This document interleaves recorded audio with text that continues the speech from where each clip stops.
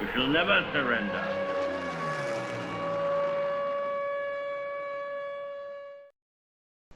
In Daniel 8 of the Old Testament, we have a prophecy given to the prophet Daniel, who was with the exiles in Babylon about 500 or so BC.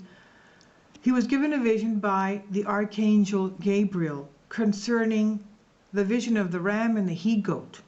The little he-goat was with the one horn coming from the west was Alexander the Great. This prophecy, this vision, stated that he would only live to 33 years old, that he would quickly conquer the known world, put an end to the ram with the two horns, that is the king of Persia, who had stretched his kingdom from his empire from the east to the west. He would only live to 33 years of age. His heirs would not inherit his kingdom.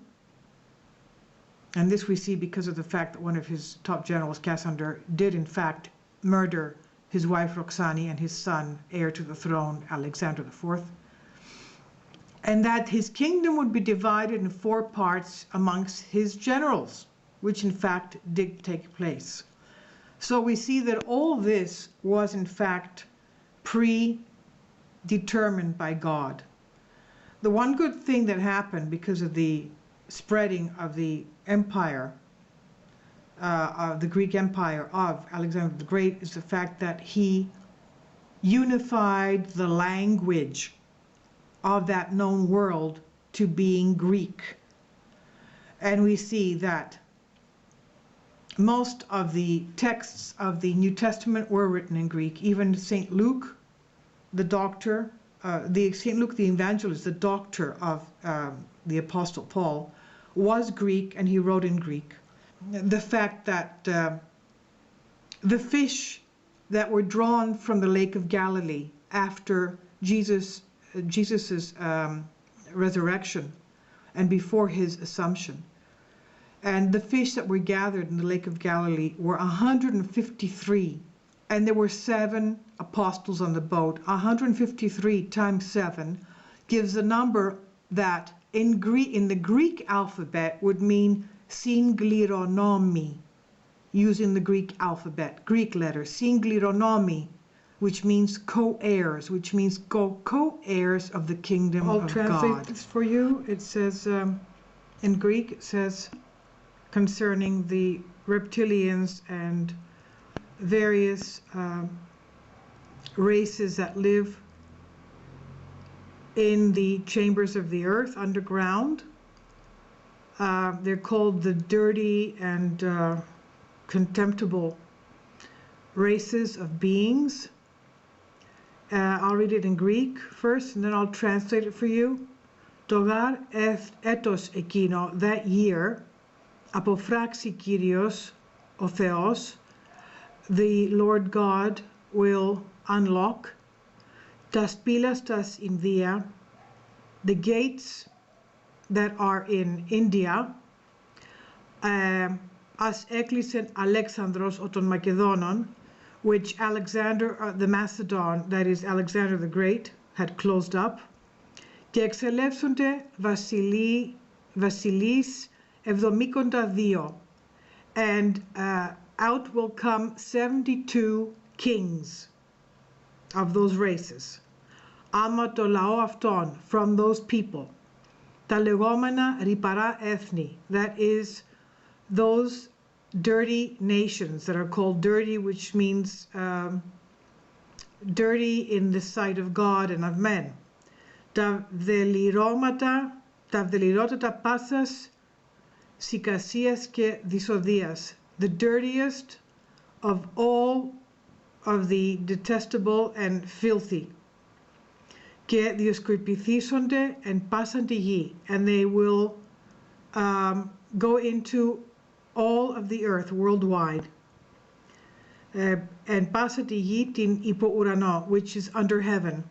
Σάρκας ανθρώπων ζώσας εστίοντας, they will eat the flesh of living human beings, geta doema piondas, and they will drink their blood.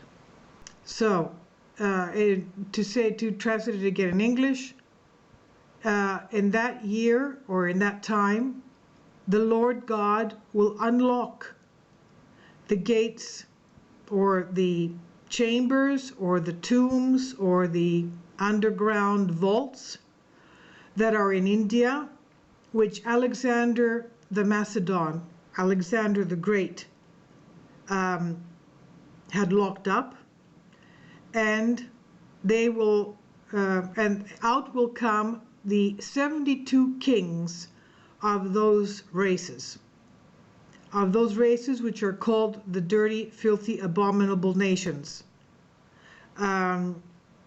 which are the dirtiest and the most abominable and the filthiest. And they will spread out throughout the world, worldwide, over the whole of the earth, under the heavens, eating the flesh of living human beings and drinking their blood. And this is supposedly to be done in the age of Antichrist, but of course there are many Antichrists even today and in each generation. It's up to every Christian to see how he's going to be a thorn in the side of every Antichrist. One of the acts of Alexander the Great, which was very important, significant for mankind, and not touched upon, not learned by most people in the West, is the fact that through his travels into Asia, from Greece, through Turkey, through Babylon, through India, all the way to the people who were producing silk for material, that is China, he came across monsters, what we would call today reptilian type of beings, of various kinds, everything from mermaids to flesh-eating monsters to giants, anywhere between 6 to 11, 12 meters tall, monsters with 6 hands and 6 feet, dog-faced people, dog-headed people, the invisible demons of the forest which would come out and scream and speak at night, hairy men, a type of human beings that had hair all over their bodies, which we would call today something like the abominable snowman or the Yeti. He came across them very often. The men who had the appearance of women, that is, men without facial hair, which are, of course, the American Indians regularly don't have facial hair. And of course, centaurs, you know, the half men, half horse. And let's not forget, from antiquity, from the time of the Exodus of Moses and Joshua, when the Israelites entered into the Holy Land, they had the commandment from God to kill various peoples in that land, in those cities, and most of these people were giants. When Moses sent in his 12 spies to spy on the land that God promised them, they all came back frightened with reports that they were huge. There was no way on earth or heaven that they could fight and win against these giants. The only 2 men that were not afraid but put all their trust in God were Caleb and Joshua. And these were the only 2 men of the first of the Exodus of the Israelis of Israel, 40 years later, who did reach the Holy Land because of their faith. They never wavered. So the big cities that were given as cities of refuge were all basically the strongholds and the big cities of the Ammonites, or the Rephaim. The Anakim. And one of these, of course, was where we get the story of David and Goliath. David and Goliath was six-fingered and six-toed, and he had a huge stance. He was a giant, and so were his brothers.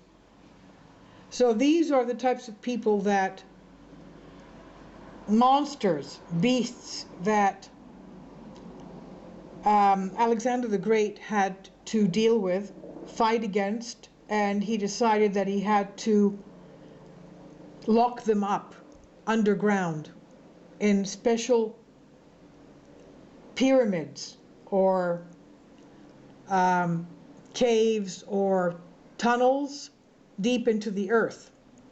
And there were 72 kings. He came across them. He found out that there were 72 kings of these various races of monsters, and he had them locked up in various special caves, special underground caverns, and had them locked in there with bronze, painted with asbestos, built over with rocks, and covered up with pewter. And he called these the Caspian Gates. And he closed them in them all the abominable races of beasts and monsters.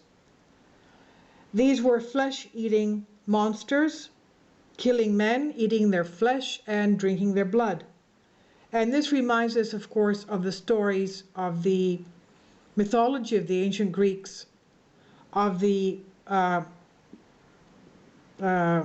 Cyclops, the one-eyed Cyclop giants who used to eat men as if they were little chicken bones, little chicken nuggets. One of these was the Iliad. This is very nicely recounted in the Iliad. I wanted you to know that this was the special significance of Alexander the Great's task in conquering whatever he conquered, was to lock up these reptilian type monsters. The ancient Indian murals of their various half man, half animal, like half elephant and half snake, half man type of beasts, monsters, who were demons in actuality, had to be locked up or killed because they were a threat to humanity. So it wasn't basically that he was power hungry and he had to conquer all these places because of his power. He had to lock up all these monster races, what we would call today reptilians.